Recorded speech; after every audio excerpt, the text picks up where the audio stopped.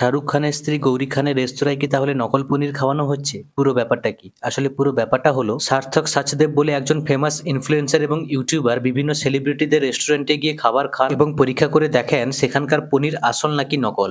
বিরাট কোহলি থেকে শুরু করে শিল্পা শেট্টি এবং ববি দেওয়ালের রেস্টুরেন্টে গিয়ে তিনি খাবার খান এবং পরীক্ষা করে দেখেন সেখানকার পনিরগুলো আসল এবং সবশেষে তিনি যান শাহরুখ খানের স্ত্রী গৌরী খানের রেস্টুরেন্টে, যে রেস্টুরেন্টের নাম হচ্ছে তরি। সার্থক তরি রেস্টুরেন্টে পরিবেশিত পনিরে এক টুকরো আয়োডিনের ড্রপ দিয়ে পরীক্ষা করেন। এক টুকরো আয়োডিন ঢালতেই পনিরের রং কালো হয়ে যায়। সেই ভিডিওতে সার্থক বলে, তাহলে কি শাহরুখ খানের স্ত্রী গৌরী খানের রেস্টুরেন্টে নকল পনির খাওয়ানো হচ্ছে? এই ভিডিওটা সোশ্যাল মিডিয়াতে আপলোড হওয়ার সাথে সাথেই ভাইরাল হয়ে যায়, আর এরপরেই নেট দুনিয়ায় এই বিষয়টা চর্চার কারণ হয়ে দাঁড়িয়েছে। তবে সেই ভিডিওর কমেন্ট সেকশনে শাহরুখ খানের স্ত্রী গৌরী খানের রেস্টুরেন্ট অর্থাৎ তরির সোশ্যাল মিডিয়া পেজ থেকে কমেন্ট করে জানানো হয়েছে, আয়োডিন পরীক্ষা স্টার্চের উপস্থিতি প্রতিফলিত করে, পনির আসল নাকি নকল সেটা প্রমাণ করে না। যেহেতু ওই থালাটিতে সয়াভিত্তিক উপাদান ছিল তাই পরীক্ষার এই ফলাফল প্রত্যাশিত।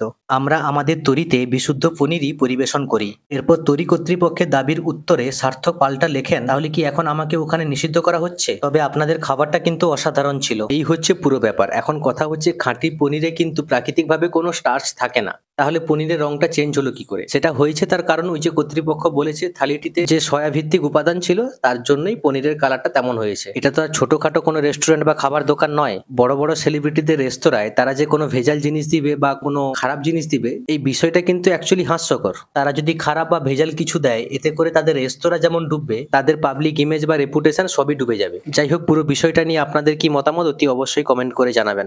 এবারে আসি সানি দেওয়ালের কাছে। জাট ছবিটা এখন সিনেমা হলে চলছে, সদ্য 7 দিন কমপ্লিট হয়েছে। আজকে জাট ছবির পার্ট 2 এর অ্যানাউন্সমেন্ট হয়ে গেল। ছবির প্রোডাকশন হাউসের তরফ থেকে অফিসিয়াল ভাবে টুইট করে পার্ট 2 এর ঘোষণা করা হলো। জাট ছবিটা সিনেমা হলে চলছে।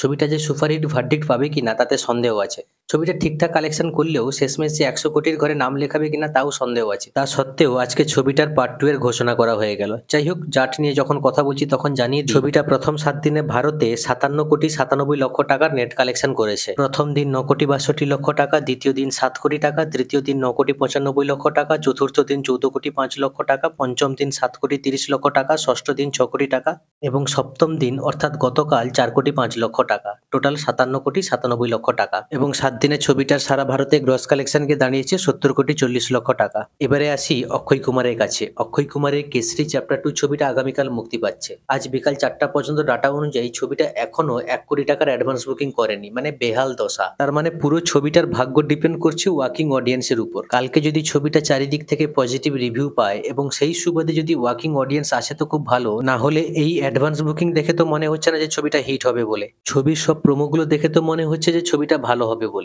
আর যদি ছবিটা ভালো হয় অথচ যদি বক্স অফিসে সফলতা না পায়, তাহলে সেটা আমাদেরই ব্যর্থতা ছাড়া আর কিছুই না।